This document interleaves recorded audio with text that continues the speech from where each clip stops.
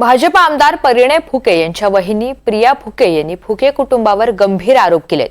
संकेत फुके यांच्याशी 1.5 वर्षांपूर्वी लग्न झालेलं होतं।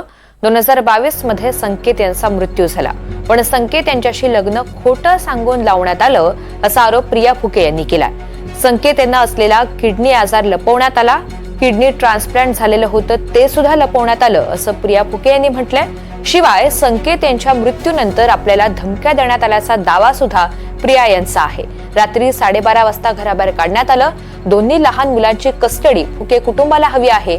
शिवाय देवेंद्र फडणवीस यांच्या कानावरही प्रकरण टाकल्याचं प्रिया फुकेंनी सांगितलं, मात्र ते बघतो म्हणालेत असं प्रिया यांनी आज पत्रकार परिषदेत सांगितलंय।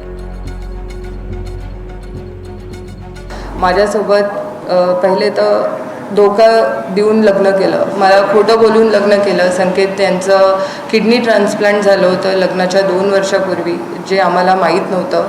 धोका देऊन आमच्यासोबत लग्न केलं आणि त्यानंतर एकदम लगेच त्यांना लंग्स ट्रान्सफरचं आलं, एकदम इन्फेक्शन वाढलं त्यांचं। मुंबईला आम्ही त्यांना घेऊन गेलो, तिथे त्यांचा मृत्यू झाला 2022 मध्ये। त्यांचं पैशांचा कारभार, त्यांचा प्रॉपर्टीचा कारभार हे सगळं हे आपसात करत गेले। मला हे जेव्हा दिसल्यानंतर मी त्यांना प्रश्न विचारले की हे सगळं करायची गरज काय, आपण सगळे सोबतच तर राहतोय, तर हे प्रश्न केला कसा तू होते कोण हे प्रश्न विचारणारी, आणि तू या घरात राहणारी होते कोण। फक्त मी त्यांना मेल इगो जो होता त्यांचा तो खूप हर्ट झाला, त्याच्यामुळे त्यांनी मला घराबाहेर काढलं। रात्री 10:30ला मला त्यांनी घराबाहेर काढलेलं आहे।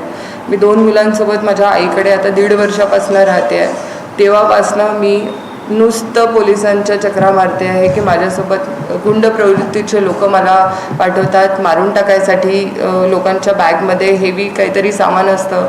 आजी आजोबांनी कस्टडीची केस टाकली, माझे 2 लहान मुलं ज्यांची कस्टडी त्यांना पाहिजे, तर आई जिवंत असताना कशाला कस्टडी पाहिजे।